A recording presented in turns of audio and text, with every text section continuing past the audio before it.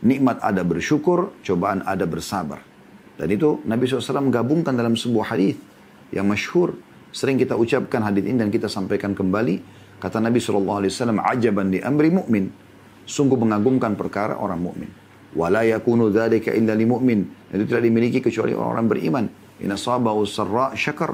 Kalau diberikan nikmat dia bersyukur. Wa in asabahu dharra sabar. Kalau diberikan cobaan dia akan bersabar. Jadi memang satu hal yang luar biasa bisa membawa seseorang bisa selalu merasa bahagia dalam keadaan nikmat ada dan keadaan cobaan pun ada, maka itu hanya orang-orang yang beriman, orang-orang muslim yang sejati. Allahu Rabbi wal Islam dini wa Muhammadan Rasulullah. Assalamualaikum warahmatullahi wabarakatuh. Alhamdulillah wassalatu wassalamu ala Rasulillah. Segala puji dan puja kehadirat Allah Subhanahu wa taala, juga salawat dan taslim kepada Nabi besar Muhammad sallallahu alaihi wa ala alihi wa sahbihi wasallam.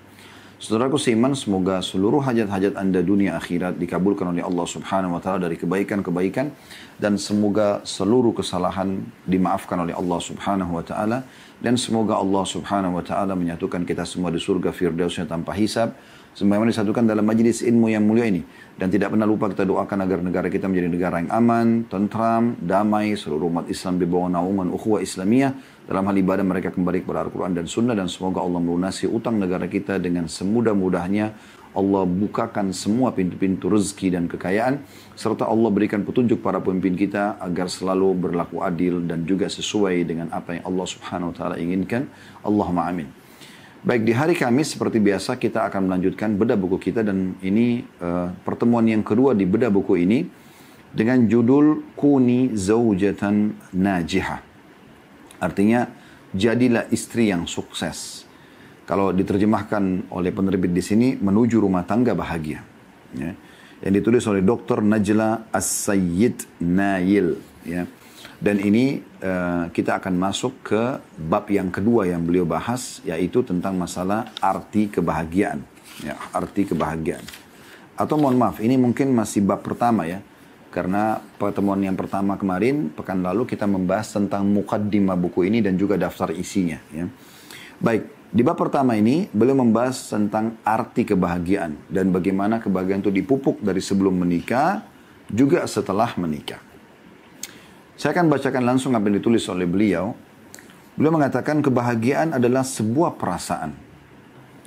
Ia adalah kata-kata yang sulit untuk didefinisikan. Ia adalah sesuatu yang bersifat maknawi dalam kurung esensi, dan suatu perasaan batin yang terbit dari hati yang membawa banyak makna, serta memberi banyak arti bagi pemiliknya. Kebahagiaan adalah perasaan ridho dan puas.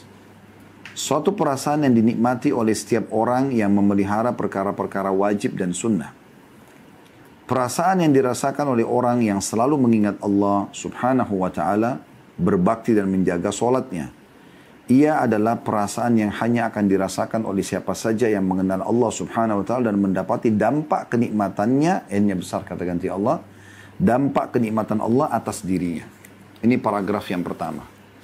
Coba kita renungi dan lebih dalam membahas kata-kata mutiara yang tulis oleh penulis ini. Saya melihat ini, beliau pun menulis mungkin dari hati yang dalam ya. Dari lubuk hatinya yang paling dalam, dengan ketulusan ingin memberikan petunjuk terutama kepada sesama saudari dia, karena ini adalah penulisnya wanita, muslimah ya. Agar setiap muslimah bisa merasakan apa yang beliau rasakan dan juga memahami pandangan Islam tentang rumah tangga dan kesuksesan seorang istri, yang beliau juga memahami secara teori dan mempraktikkan dalam kehidupan. Di paragraf ini sangat menarik. Beliau pertama memberikan gambaran bagaimana kebahagiaan itu sesuatu yang sulit untuk didefinisikan. Dirasakan memiliki banyak makna, ya, dan memiliki banyak sekali efek, ya, baik ke dalam diri ataupun lingkungan. Karena kalau seseorang bahagia, dia penuh dengan senyum, ramah, dia akan mudah memaafkan, dia akan mudah memberi, ya. Kita temukan orang yang bahagia itu selalu saja ya mudah semua urusannya. Lalu pertanyaan, kenapa kita tidak coba memupuk kebahagiaan setiap saat? Kita tidak memupuk kebahagiaan setiap saat supaya kita jelas-jelas bisa ya merasakan kebahagiaan tersebut setiap saat. Ya. Maka pertanyaannya, lalu bagaimana caranya supaya bisa setiap saat kita rasakan? Nah, di sini beliau memberikan batasannya. Sebagai seorang muslim, kita sedang bicara lingkup Islam dan kaum muslimin. Orang yang ikuti acara kita dari orang-orang non-muslim, Anda bisa praktikkan dalam kehidupan Anda. Ya, Anda bisa mempraktikkan bagaimana kaidah-kaidah dasar Islam, dan kemudian setelah itu Anda bisa ambil keputusan apakah masuk Islam atau tidak. Karena memang Islam selalu membawa kepada kebahagiaan dan ketentraman jiwa.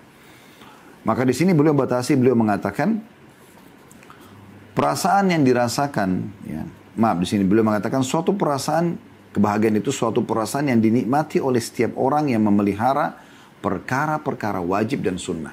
Maksudnya apa yang diwajibkan oleh Sang Pencipta Allah dan apa yang disunnahkan oleh Sang Pencipta Allah.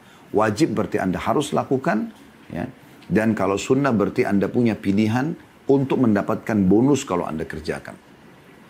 Berarti lingkupnya, batasannya kebahagiaan yang beliau ingin titik beratkan adalah orang yang justru ya mematuhi Tuhannya Allah Subhanahu wa taala. Dan ini memang puncak kebahagiaan. Perlu kita garis bawahi, ini adalah puncak kebahagiaan, saudaraku sekalian. Ya, puncak kebahagiaan. Bagaimana seseorang itu pada saat dia patuh pada Tuhannya, dia mengenal Allah Subhanahu wa taala, dia hanya selalu berhubungan dan bergantung kepada Allah. Apa yang diperintahkan dia kerjakan, apa yang dilarang dia tinggalkan dengan seterusnya, dan setelah itu dia konsisten mempertahankan sampai dia wafat. Maka itu puncak kebahagiaan, karena dengan mengenal Allah Subhanahu wa taala sangat mudah, bila nikmat ada dia akan bersyukur dan berbagi, dan kalau ada cobaan dia akan bersabar dan bisa melalui. Saya teringat ada seseorang mu'allaf di Malaysia, saya pernah lihat cuplikannya, saya juga tidak ingat namanya, tapi saya sempat mengikuti alasan dia masuk Islam. Di antara alasan yang menarik yang dia sampaikan, saya pun tidak pernah terfikir sebelumnya. Dia mengatakan, saya menemukan kaum muslimin, komunitas yang paling cepat bangkit dari permasalahan yang sedang mereka hadapi. Selama dia muslim, komunitas Islam beda sekali dengan komunitas yang lainnya. Komunitas yang lain, pada saat mereka ya ada masalah apalagi berat, larinya kepada bunuh diri, larinya kepada justru ya merusak fisiknya, merusak masa depannya, merusak namanya, pelampiasannya buat kriminal, bahkan dia akhirnya keluar bolak-balik penjara, dan itu yang terjadi. Itulah yang mereka anggap solusi dari permasalahan mereka. Dan mereka tidak temukan jalan keluar, justru makin sulit. Dari satu kesulitan kepada kesulitan yang lain, kesempitan kepada kesempitan yang lain, ya. Permasalahan, duka ke satu permasalahan dan duka yang lainnya. Tapi kaum muslimin tidak. Di saat ada satu yang luput dari mereka, di saat ada masalah yang mereka hadapin, karena mereka mengenal Tuhan mereka Allah, mereka yakin nikmat itu akan datang kepada mereka, sebagaimana juga cobaan akan datang kepada mereka. Dan mereka sudah tahu kuncinya. Nikmat ada bersyukur, cobaan ada bersabar. Dan itu Nabi SAW gabungkan dalam sebuah hadis yang masyhur. Sering kita ucapkan hadis ini dan kita sampaikan kembali. Kata Nabi SAW, ajaban li amri mu'min. Sungguh mengagumkan perkara orang mukmin. Wala yakunu dzalika illa li mu'min. Itu tidak dimiliki kecuali orang beriman. In asabahu sarra syakar. Kalau diberikan nikmat dia bersyukur. Wa in asabahu dharra sabar. Kalau diberikan cobaan dia akan bersabar. Jadi memang satu hal yang luar biasa bisa membawa seseorang bisa selalu merasa bahagia dalam keadaan nikmat ada dan keadaan cobaan pun ada, maka itu hanya orang-orang yang beriman, orang-orang muslim yang sejati. Nabi SAW kalau datang pada beliau nikmat Allah, maka beliau mengatakan alhamdulillahilladzi bi ni'matihi tatimmus shalihat. Segala puji bagi Allah yang dengan nikmat dan karunia darinya semua kebaikan bisa tersempurnakan, ya, terjangkau. Kemudian kalau ada musibah, ada cobaan, maka Nabi SAW mengatakan apa? Alhamdulillahi ala kulli hal. Segala puji bagi Allah dalam setiap keadaan. Coba bayangkan. Dalam keadaan cobaan, Nabi SAW justru masih bisa bersyukur kepada Allah SWT. Bersangka baik kepada Tuhannya. Tahu kalau Tuhannya mendatangkan ini pasti dengan pertimbangan-pertimbangan yang sangat matang. Ya. Dalam sebuah hadis yang lain, kata Nabi SAW, sungguhnya Allah Azza wa Jalla, Tuhan kalian lebih cinta kepada kalian daripada ibu kalian pada diri kalian sendiri. Bahkan pernah ada sebuah kasus terjadi di kancah peperangan. Baginda Nabi SAW pada saat itu melihat ada seorang ibu rupanya kehilangan anaknya. Maka ibu ini bolak-balik di tawanan perang dari anak-anak kecil diangkat, dibalik, bukan anak ditaruh lagi. Terus begitu. Sampai akhirnya dia menemukan anaknya. Dia menemukan anaknya. Pada saat dia menemukan anaknya, tiba-tiba langsung dia peluk di kancah peperangan, lagi cuaca panas, debu berterbangan. Ibu ini sudah tidak peduli lagi. Ibu ini langsung saja ya memeluk anaknya dan menyusuinya. Tentu tertutup, tidak nampak gitu ya. Maksudnya tidak nampak, ini ditaruh di dalam pakaian beliau. Maka Nabi SAW berkata kepada para sahabat, apakah kalian lihat bagaimana ibu itu pada anaknya? Dan apakah kalian, atau bagaimana pendapat kalian kalau seandainya kita bakar api, buat api unggun misalnya. Lalu kita minta ibu itu melempar anaknya ke api tersebut. Apakah ibu itu akan melakukannya? Kata Nabi SAW, kata para sahabat, tentu tidak ya Rasulullah. Artinya tidak ada seorang ibu mau melempar anaknya ke dalam api, itu mustahil gitu. Maka kata Nabi SAW, ketahuilah, Tuhan kalian Allah lebih cinta kepada kalian daripada ibu itu kepada anaknya. Allah nggak ingin kita celaka. Allah selalu ingin kebaikan buat kita. Dan banyak bukti kasih sayang Allah subhanahu wa ta'ala. Terlalu banyak buktinya. Di antara buktinya orang kalau berbuat amal soleh sedikit saja, Allah berikan pahala berlipat-lipat ganda. Ya. Sebagaimana Allah mengatakan dalam Al-Quran, A'udzubillahi minasyaitonirrajim, man ja'a bil hasanati falahu asyru amsalihha. Siapa yang mengerjakan satu kebaikan akan dilipat gandakan 10 kali lipat. 10 kali lipat. Ini bukan main-main. Ya. 10 kali lipat ini teman-teman sekalian pahala. Jadi kalau misalnya Anda buat satu kebaikan, maka seperti yang dilakukan 10 kali lipat. Padahal sebenarnya Anda kerjakan cuma satu. Itu juga dijelaskan dalam hadis Nabi SAW. Man hamma bihasanatin walam ya'malha. Siapa yang baru niat mengerjakan satu kebaikan dan dia belum mengerjakannya, maka kutiba lahu hasanatun kamil. Dicatatkan baginya satu pahala lengkap.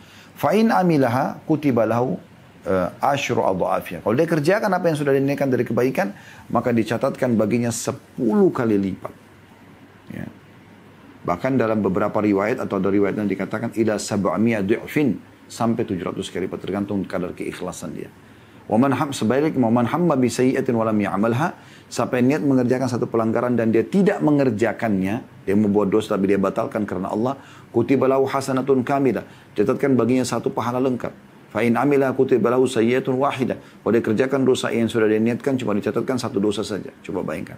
Bagaimana rahmat dan kasih sayang Allah Subhanahu wa taala. Maka orang beriman beda kondisinya, ya. Makanya beliau kasih batasannya di sini. Beliau mengatakan perasaan kebahagiaan yang baru kami rincikan tadi, yang dirasakan oleh orang yang selalu mengingat Allah Subhanahu wa taala, berbakti kepada Allah, menjaga sholat yang merupakan hubungan dia dengan Tuhannya. Ia adalah perasaan yang hanya akan dirasakan oleh siapa saja yang mengenal Allah Subhanahu wa taala dan mendapati dampak kenikmatannya Allah pada dirinya. Ini paragraf pertama. Selanjutnya kata beliau, manusia hanya akan mendapatkan kebahagiaan itu dalam lingkupnya. Perhatikan, ini kata penulis. Amal saleh, sibuk dari sholat ke sholat, dari sedekah ke sedekah, dari baca Quran ke baca Quran, dari zikir ke zikir, dari doa ke doa, bakti orang tua ke bakti orang tua, terus. Di situ kebahagiaan itu. Kesehatan dan tubuh sehat yang menopangnya untuk membela kebenaran, membantu orang lain, dan merealisasikan kesuksesan dan pertemanan yang baik. Kebahagiaan hanya akan dirasakan manusia dalam cinta yang tulus, kehidupan yang baik, dan anak-anak yang saleh. Kebahagiaan akan dirasakan suami pada istri soleha, yang apabila dipandang menggembirakan, apabila disuruh mentaati, dan apabila ditinggal bepergian menjaga harta dan kehormatannya. Kebahagiaan akan dirasakan istri pada suami saleh, penuh cinta, yang senantiasa menjaga dirinya dan bertakwa kepada Allah Subhanahu wa taala. Kebahagiaan keduanya akan semakin bertambah dengan lahirnya anak-anak soleh yang berbakti dan mendoakan mereka. Ini paragraf selanjutnya. Beliau lebih dalam masuk lagi merincikan tentang masalah kebahagiaan itu bisa dirasakan dari cinta yang tulus. Maksudnya tulus, ikhlas dari hati. Bukan karena terpaksa.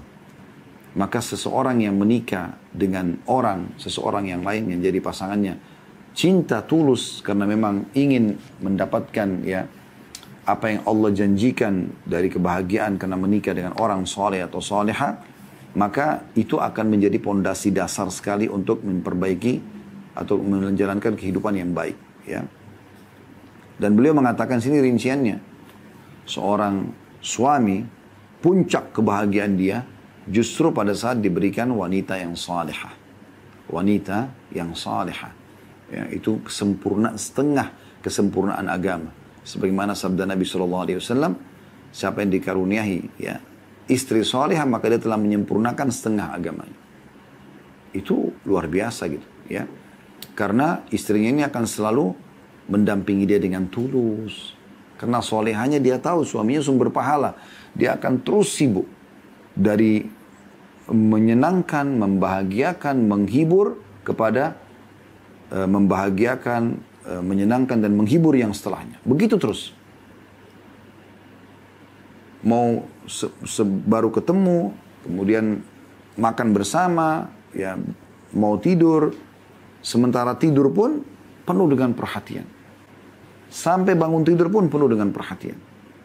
Jadi suami pada saat keluar dari rumah merasa ada nilai plus di rumah itu dan selalu rindu ingin kembali ke rumah, gitu kan. Selalu merasa di saat akan ketemu dengan istrinya yang salihah ini ada kebahagiaan tersendiri. Karena di sini beliau rincikan kalau dia salihah maka dia akan faham hadits ini. Ya, karena Nabi SAW mengatakan wanita di surga wanita yang kalau kau lihat kepadanya pandang engkau akan gembira, senang. Sini beliau mengatakan kebahagiaan akan dirasakan suami pada istri soleh apabila dipandang menggembirakan.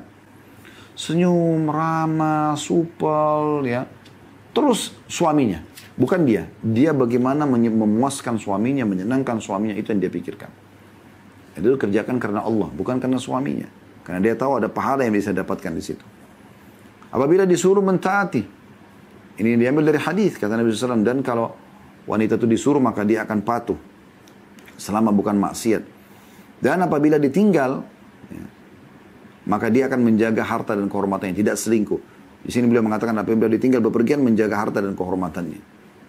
Di situ puncak kebahagiaan dia rasakan.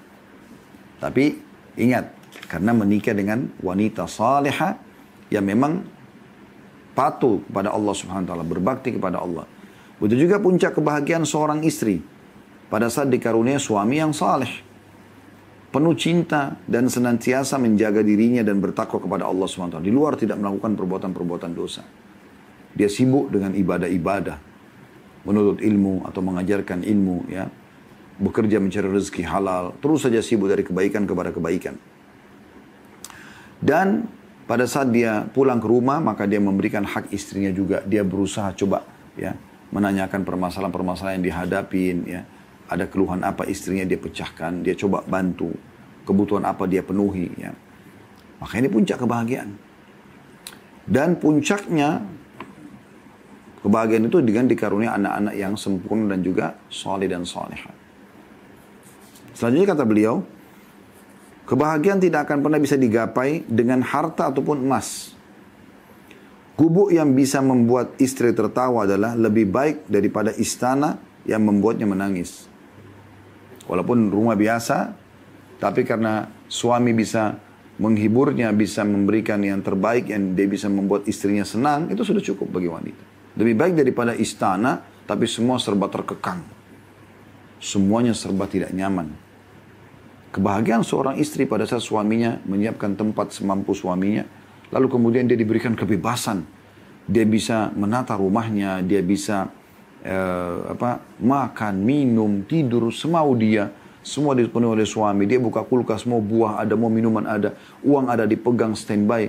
Apalagi uang diberikan dari awal bulan. Itu karunia luar biasa Allah berikan itu kepada seorang istri. Ini tidak akan dilakukan kecuali oleh laki-laki yang faham, saleh. Sebenarnya kewajiban dia harian. Saya dan teman-teman laki-laki di sini sebagai suami kita punya kewajiban memberikan makan kita hari ini. Besok tidak ada kewajiban kecuali kita masih hidup. Kalau sudah meninggal gugur kewajiban tersebut. Tapi kalau Anda memberikan uang bulanan dari awal bulan sampai akhir bulan, padahal Anda belum dilayani, sehingga istri bisa belanja 1 bulan penuh untuk kebutuhan-kebutuhannya, ini sebuah karunia wahai muslimah. Syukuri nikmat itu. Ini aja sudah cukup untuk tidak boleh cemberut di depan wajah suami. Tidak boleh menunjukkan kejengkelan, marah, emosional. Bukan begitu. Justru Nabi SAW ajarkan. Wanita hadis surga, wanita yang kalau dia disakiti atau dia menyakiti, dia akan datang memegang tangan suaminya. Sebelum tidur sambil mengatakan, saya tidak bisa memejamkan mata sampai kau ridho kepadaku. Walaupun dia yang disakiti. Yang sudah pernah kami sampaikan rahasianya ini, kami kaum laki-laki justru akan lebih lunak pada saat dihadapi dengan seperti ini. Dibandingkan semuanya dengan hardikan, semua dengan serangan, maka dia akan menghadapi Anda seperti menghadapi laki-laki. Ya. Jadi bukan tolak ukur harta. Tapi bagaimana individu itu mengelola. Ada orang subhanallah tinggal di gubuk biasa. Mungkin kalau hujan bocor. Tapi mereka hidup bersama. Berpuluh-puluh tahun mereka hidup bahkan sampai mati bersama. Ya. Begitu mati, dia berharap bisa meninggal bersama dengan pasangannya. Itu kan luar biasa karena merasakan keberadaan dan sama-sama sudah saling memenuhi. Bukan selalu yang ada su'udzon, sangka buruk begitu ketemu. Langsung protes, langsung tuntutan. Ini akan membebani pasangan. Selanjutnya kata beliau, kebahagiaan itu mahkotanya adalah sesuatu yang dapat mengantarkan kepada kebahagiaan abadi. Kebahagiaan yang kekal di dalam surga. Di surga, ya, di dalam surga yang penuh dengan kenikmatan. Jadi artinya, kebahagiaan yang sebenarnya adalah kebahagiaan yang kita pupuk di dunia dan bisa membawa kita sampai ke kebahagiaan yang abadi di surga sana. Karena sudah tidak lagi rasa sedih, gak ada gangguan orang, gak ada buang air besar, gak ada buang air kecil. Ini di surga sudah tidak ada semuanya. Sebagaimana Nabi SAW bersabda seperti itu. Orang yang masuk di surga tidak akan pernah habis masa mudanya, tidak akan tidak akan rusak ya pakaiannya. Ya, tidak ada lagi buang air besar, tidak ada buang air kecil, tidak ada beringus, tidak ada meludah. Makanan yang dimakan dan minuman yang tidak dibutuhkan oleh tubuh mereka akan keluar dalam bentuk keringat yang lebih wangi dari kasturi. Lebih wangi dari kasturi. Ini Anda bisa ikuti ceramah kami di bedah buku Rasulullah SAW cerita tentang surga dan neraka. Ya. Jadi itu kebahagiaan yang lain beliau katakan. Jadi selain suami dan istri mendapatkan pasangan yang soleh dan soleh, lalu disempurnakan dengan anak-anak yang soleh, juga tolak ukurnya bukan harta. Tapi walaupun digubuk, yang penting bisa tersenyum, tertawa, merasa puas, merasa senang. Dan kebahagiaan selanjutnya, beliau mengatakan di paragraf selanjutnya, ya, kebahagiaan yang sebenarnya juga yang bisa membawa kepada kebahagiaan yang abadi. Sebagaimana bersama di dunia, bersama juga di akhirat. Selanjutnya beliau mengatakan kebahagiaan yang tersimpul dalam romantika keluarga tentu lebih baik daripada kebahagiaan yang terwujud dalam harta dan kemasyhuran. Sebab menggapai ridha Allah SWT itu adalah tujuan yang tertinggi. Kebahagiaan dalam keluarga itu adalah salah satu dari anak-anak tangga kebahagiaan abadi. Ya, jadi ada orang subhanallah dengan teman-temannya santun, ramah, tapi kalau dengan pasangannya luar biasa, jahat gitu. Nah ini nggak benar. Harus dia lebih santun lagi dengan suaminya, santun dengan istrinya. Kemudian beliau mengatakan, saudariku yang tercinta, ini dipanggil muslimah. Kalau Anda pun adalah laki-laki yang ikuti acara ini, tentu Anda juga layak untuk mendengarkan, karena ini Anda punya istri, Anda punya ibu, Anda punya tante, Anda punya saudari, Anda punya anak perempuan yang bisa Anda nasihati. Kata beliau sini penulis, kebahagiaan adalah harapan setiap orang yang berakal. Jadi semua orang yang berakal pasti mau bahagia. Maka dari itu kejar dan carilah ia bersama suamimu, anak-anakmu, keluargamu dan tetanggamu. Dan semua teman pergaulanmu. Yang harus semuanya itu baik, sehat sesuai orang-orang yang dekat dengan Allah. Sehingga akhirnya juga kita bisa meraih kebahagiaan tersebut. Caranya dengan membantu dan mencintai mereka. Dengan membimbing mereka kepada segala yang dicintai oleh Allah subhanahu wa ta'ala. Berjalanlah bersama suamimu di jalan kebahagiaan dengan tenang, tentram, dan kasih sayang. Serta dengan mendidik anak-anak yang saleh. Hendaklah kalian saling tolong-menolong dalam ketaatan kepada Allah subhanahu wa ta'ala. Wujudkanlah lingkungan keluarga yang tentram, yang dapat membantu ketaatan kepada Allah subhanahu wa ta'ala. Subhanallah, nasihat ini dalam sekali ya. Maksudnya gini, kalau Anda wahai muslimah, sudah bisa menata diri Anda menjadi seorang yang salihah, orang yang patuh kepada Allah, lalu Anda aplikasikan dalam kehidupan sehari-hari. Saya ingin membahagiakan istri suami saya, anak saya, orang tua saya, tetangga, keluarga saya, tetangga saya. Maka Anda akan lakukan yang terbaik yang mereka suka. Kalau orang mencintai seseorang, orang akan mengerjakan apa yang disukai orang yang dicintai. Dan dia akan menghindari apa yang tidak disuka gitu kan. Maka Anda akan terus sibuk membahagiakan suami, membahagiakan anak, membahagiakan keluarga, membahagiakan ya tetangga misalnya. Tentu dalam koridor syar'i yang dibolehkan. Maka ini hal yang luar biasa. Termasuk saling tolong-menolong. dalam ketaatan kepada Allah SWT. Lalu beliau mengatakan, wujudkanlah lingkungan keluarga yang tentram, yang dapat membantu ketaatan kepada Allah SWT. Lingkungan keluarga yang tidak membuatmu jenuh karena kesulitannya. Tapi sebaliknya, engkau semakin bahagia dengan pekerjaan yang kalian lakukan dalam menambah pundi-pundi pahala kebajikan di sisi Rabb sekalian makhluk. Agar engkau dapat mewujudkan kebahagiaan rumah tangga yang notabene-nya adalah tangga kebahagiaan abadimu, maka aku hadiahkan, kata penulis, tips-tipsnya. Tips-tips ini dimulai sejak engkau memilih pasangan hidupmu. Ya, bagi anda yang sudah terlanjur menikah, maka poinnya adalah anda jangan ulangi kalau memang keliru, tidak seperti tips ini, kepada anak-anak, kepada saudari kandung, kepada saudari muslimah yang lain. Berikan masukan agar kekeliruan yang anda lakukan memilih pasangan bukan yang soleh ataupun soleha, ya, itu anda jadikan sebagai sebuah pelajaran agar jangan orang lain terjerumus pada kasus yang sama. Maka kalau anda belum menikah, alhamdulillah ini lebih tepat karena beliau akan membahas tentang masalah, ya, langkah-langkah, ya, untuk meraih kebahagiaan dimulai sebelum menikah. Baik, kita akan masuk sekarang ke tips dari penulis Dr. Najla. Kebahagiaan, tips yang pertama, ya, itu adalah kebahagiaan dimulai sebelum menikah, dan beliau mengatakan langkah-langkahmu demi meraih kebahagiaan sebelum menikah. Beliau akan bagi di sini tips-tipsnya. Jadi poin pertama itu kebahagiaan dimulai sebelum menikah, dan nanti ada kebahagiaan, ya, yang kita akan bahas di pertemuan akan datang insya Allah nanti, langkah setelah menikah. Ini bisa dilakukan, tips-tips ini bagi orang yang belum menikah atau yang sudah menikah, ya, kepada anak-anaknya, kepada saudarinya, ya, kepada siapa kerabatnya yang memang minta saran apa yang harus dia lakukan agar meraih kebahagiaan dalam rumah tangga.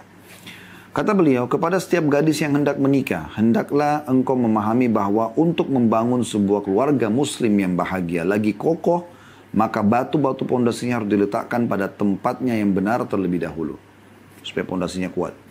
Batu yang pertama adalah engkau menentukan tujuan. Sedang batu yang kedua, engkau memiliki pedoman dasar yang menjadi pijakanmu dalam memilih pasangan hidupmu. Pedoman ini harus selaras dengan penentuan tujuanmu. Ya. Jadi yang pertama, harus ada tujuan. Itu pondasi pertama. Pondasi kedua adalah harus memiliki pedoman dasar. Seperti apa Allah subhanahu wa ta'ala sebagai pencipta menyuruhmu menjadi seorang istri nantinya. Beliau mengatakan, poin 1, tujuanmu dari menikah. Tujuannya adalah merealisasikan fitrah yang telah dikodratkan Allah SWT pada manusia, memelihara diri dari syahwat yang diharamkan, dan membangun rumah tangga muslim yang notabene-nya adalah tempat ketenangan dan ketentramanmu. Ini tujuannya. Tujuan di sini adalah bagaimana kita memang mau melampiaskan syahwat kita yang ada pada diri kita, tapi dengan cara yang benar. Berapa banyak orang di dunia barat sana, tempat-tempat orang non-muslim, mereka sibuk melampiaskan justru pada yang haram. Gonta-ganti pasangan. Bahkan bisa saja dia sudah punya calon tapi dia bisa berhubungan badan dengan yang lainnya. Mungkin belum mencapai umur 30 tahun sudah sekian banyak laki-laki yang tidur bersama dia. Yang dengan alasan dia mengatakan dia akan mencari siapa laki-laki yang paling cocok buat dia. Tapi subhanallah tanpa dia sadar dia sudah merusak syahwat dia yang harusnya terlampiaskan pada pasangan yang sudah dibolehkan oleh Sang Pencipta Allah. Islam melarang itu. Nggak ada pacaran sebelum nikah, tapi ada pacaran setelah nikah. Selain itu kata beliau, ia juga sunnah nabimu. Karena itu, luruskanlah niatmu ketika engkau memutuskan untuk menikah. Karena agama. Bukan karena disuruh orang tua, bukan karena nggak faktor umur, bukan karena nggak enak sama lingkungan, sama teman-teman, bukan karena faktor ekonomi, bukan karena faktor politik, nggak ada semua. Semuanya karena Allah yang perintahkan melalui Nabi-Nya Muhammad Sallallahu Alaihi Wasallam. Karena memang konsep dasar kita adalah surah Al-An'am ayat 162. Ini konsep dasar hidup seorang Muslim. A'udzu billahi minasyaitonir rajim. Qul inna salati wa nusuki wa mahyaya wa mamati lillahi rabbil alamin. Katakanlah hai Muhammad, sungguhnya salatku, ibadahku, hidupku dan matiku hanyalah milik Allah, Rabb semesta alam. Memang untuk itu. Sayang sekali bagi Anda di ruangan ini sekarang, di ruangan Anda masing-masing karena kita online, yang niatnya dulu menikah, kalau sudah menikah ya, karena disuruh oleh orang tua, karena faktor umur, faktor ekonomi, faktor politik tadi, ya. Nggak enak sama lingkungan, teman-teman semua sudah menikah, kita belum, ya. Dan seterusnya. Maka ubah semua niat itu. Niatnya karena ada perintah Allah dan Rasulnya dalam pernikahan ini. Tentu ada banyak dalil ya. Sebagaimana kata Nabi SAW, an-nikahu sunnati, faman ragiba an sunnati falaysa minni. Nikah adalah bagian daripada sunnahku, siapa yang menolak sunnahku bukan dari golonganku. Jadi memang kita kerjakan karena itu. Orang kalau kerjakan karena Allah SWT, karena perintah agama, karena perintah Rasulullah SAW, maka dia akan mudah sekali melalui suka dukanya. Sukanya dia bersyukur, dukanya dia bersabar. Ya, sebagaimana juga saya pernah kasih contoh, saya berikan gambaran lagi. Kalau ada orang pergi haji misalnya. Haji itu biayanya besar. Jaraknya jauh dari negara kita, bicara negara kita Indonesia misalnya. 9 jam naik pesawat. Ya. Itu kalau direct, belum yang kalau ada yang pakai transit ya. Kemudian di sana juga cuaca panas umumnya di musim haji. Anda menggunakan kain ihram, Anda harus patuh menjalankan program-program ibadah haji itu. Kalau tidak, Anda akan kena dam atau hukuman ya. Maka ada hal yang Anda harus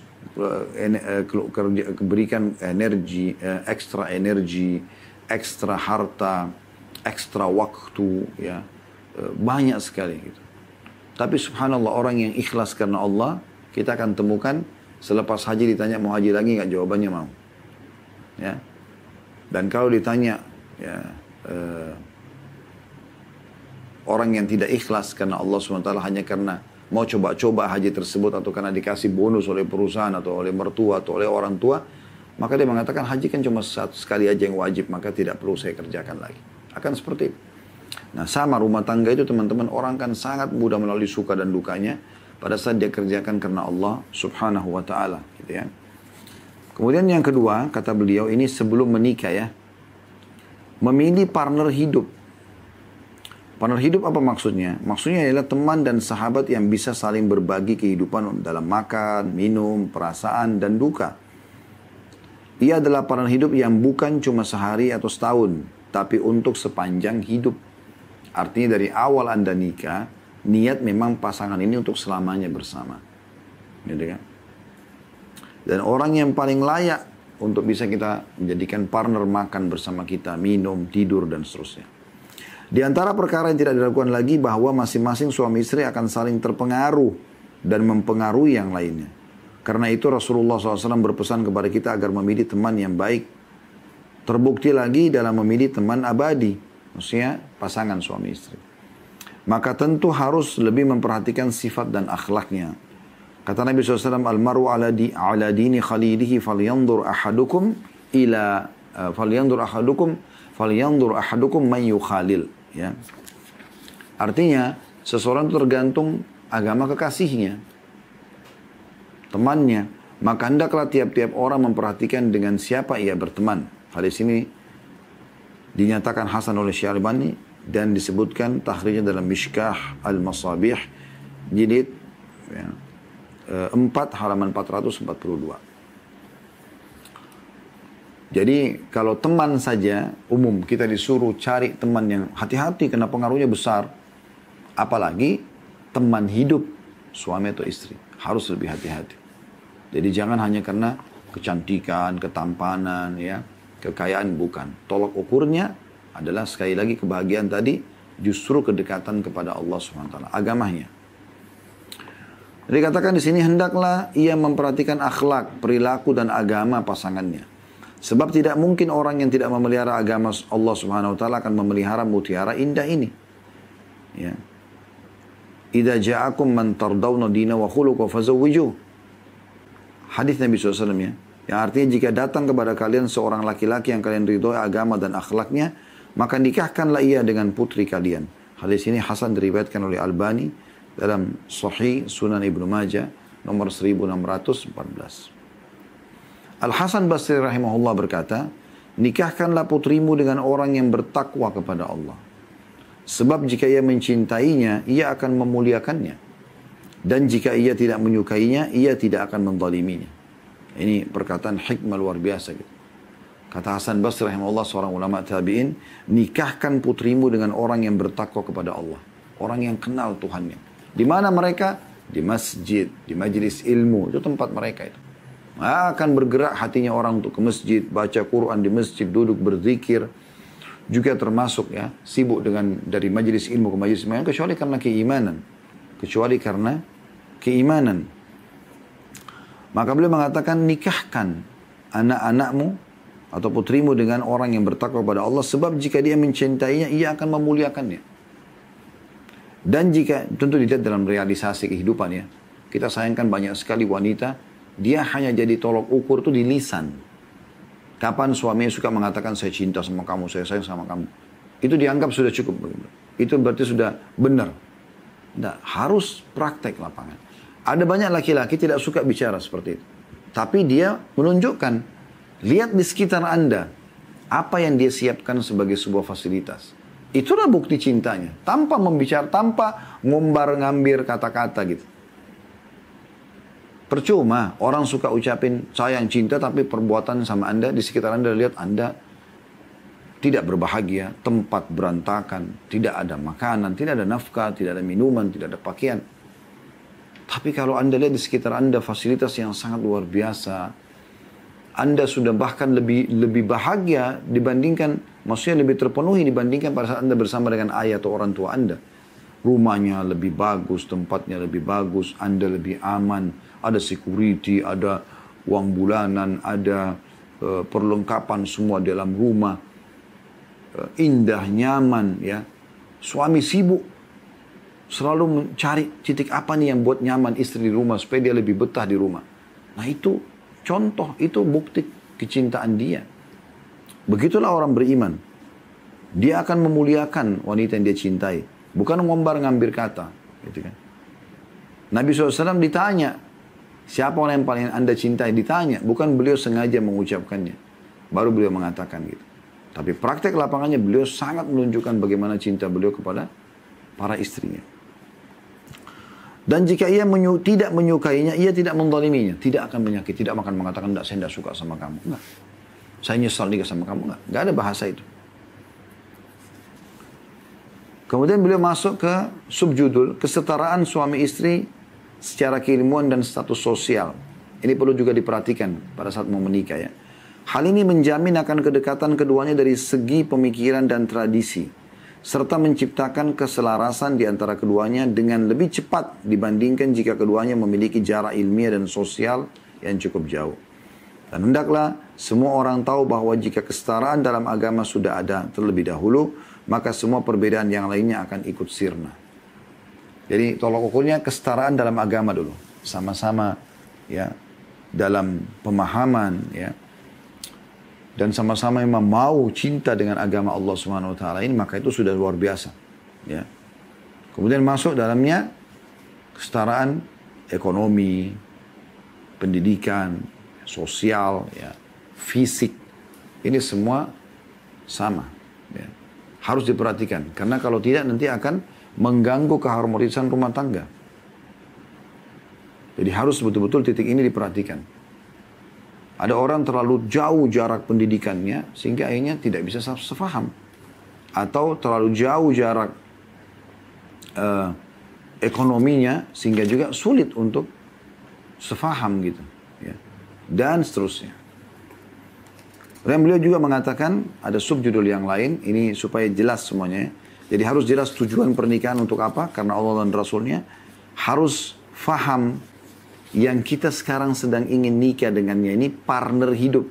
Artinya teman makan, teman minum, teman tidur, teman dalam suka dan duka. Jadi harus didahulukan orang yang beriman. Cukup hadis Nabi SAW, teman-teman saja secara umum harus hati-hati memilihnya. Apalagi kalau teman yang dianggap abadi. Kenapa dikatakan abadi? Karena kalau mereka sudah jadi suami istri di dunia, mereka akan juga ada suami istri di akhirat. Memang sudah begitu selama mereka tidak bercerai. Gitu kan?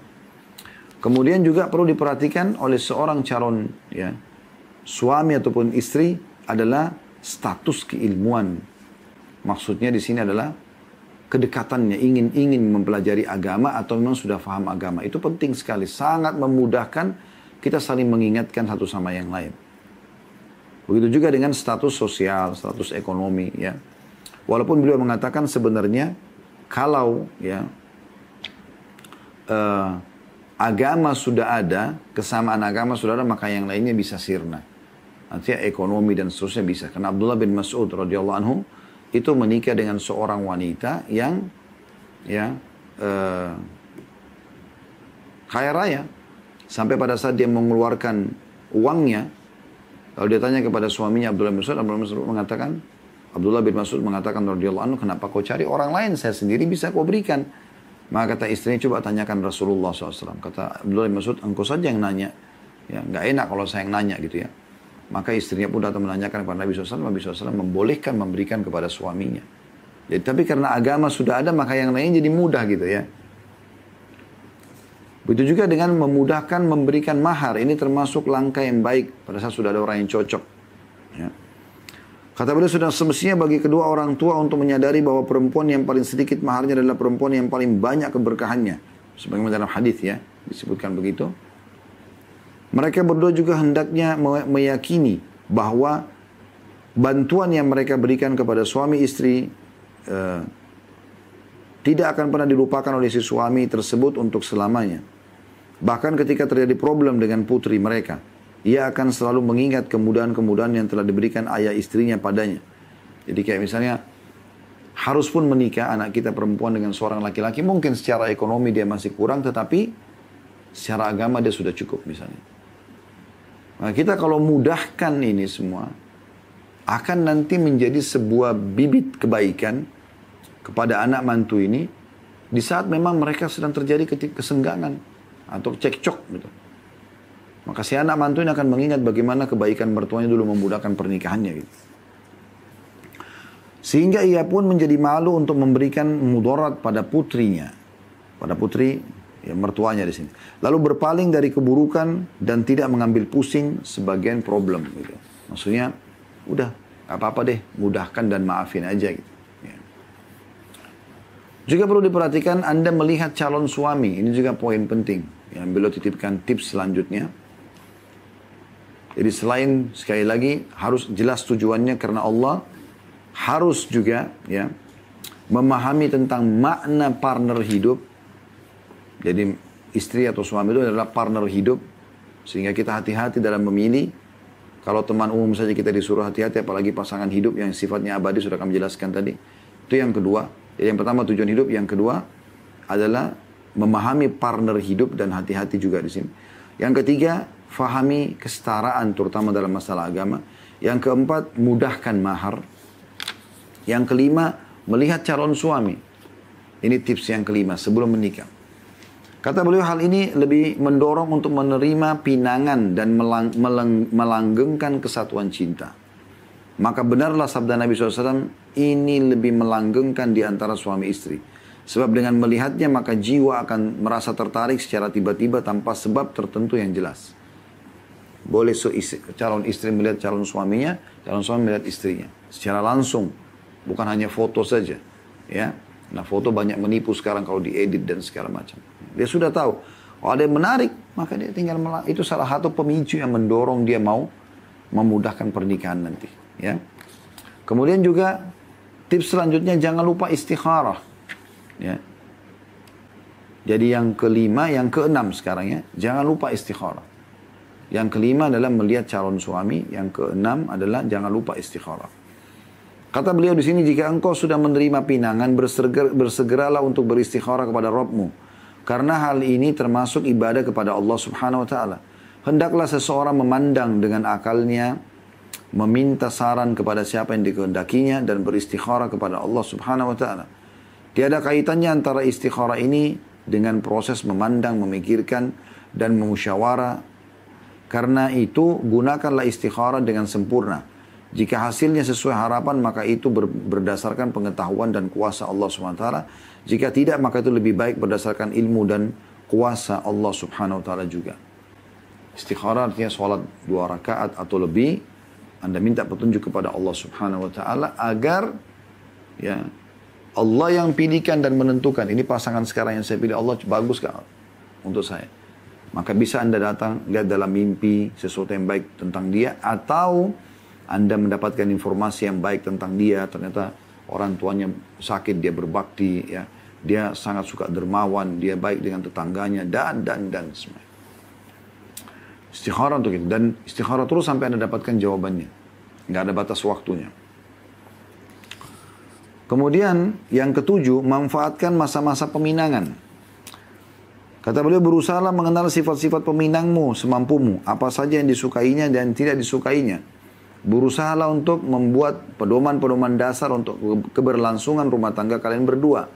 Bacalah dengan sesama tugas-tugasmu sebagai istri. Ketahuilah bahwa pernikahan adalah perubahan besar dan pilihan untuk mengemban tanggung jawab kehidupan bahagia yang terkadang diterpa berbagai atau beberapa problem. Ini adalah perkara yang wajar. Karena itu bacalah dan fahamilah sehingga ketika engkau memasuki kehidupan itu, engkau dalam keadaan siap dalam segala aspek positif dan negatifnya. Jadi kita menikah sama manusia. Pasti ada saatnya dia jenuh, dia jengkel, ada saatnya juga dia senang, ya, dan seterusnya. Jadi kita harus bisa maklumi masalah ini. Tapi insya Allah kalau patokan dasarnya adalah agama, semuanya akan lebih mudah, lebih mulus. Sebagai penutup teman-teman, dan kita akan buka pertanyaan setelah ini adalah, beliau menulis ada penutup dalam langkah pertama ya, yaitu bagaimana bahagia sebelum menikah. Ini tips-tipsnya. Beliau mengatakan hati-hatilah dan hati-hatilah. Maksudnya, pinangan hanyalah sekedar janji untuk menikah. Pinangan tidaklah menghalalkan yang haram dan tidak mengharamkan yang halal. Karena itu, orang yang sedang dalam masa peminangan tidaklah boleh berduaan atau berbaur kecuali dalam batas-batas keperluan saja. Kayak misalnya, si laki-laki datang ke rumah mempelai perempuan ini, calon perempuan, dan ketemu sama orang tuanya, lalu menanyakan beberapa hal. Kalau masih butuh untuk ngobrol sama si perempuan ini, ngobrol di depan walinya. Tanya di depan keluarga yang jadi jelas, gitu kan. Bukan berduaan sehingga terjadi pelanggaran agama. Nah ini yang dimaksud di sini. Jadi hati-hati. Peminangan itu belum menghalalkan apa yang Allah haramkan. Jadi harusnya kita teliti dan jeli dalam masalah ini. Dan insya Allah nanti kita akan lanjutkan di pertemuan akan datang dengan poin selanjutnya, yaitu langkah-langkah setelah menikah. Baik teman-teman sekalian, kalau ada benar pasti dari Allah. Ambil dan amalkan. Kalau ada salah dari saya beristighfar kepada Allah dan juga maafkan saya. Subhanakallahumma bihamdika, asyhadu an la ilaha illa anta astaghfiruka wa atubu ilaik. Wassalamualaikum warahmatullahi wabarakatuh.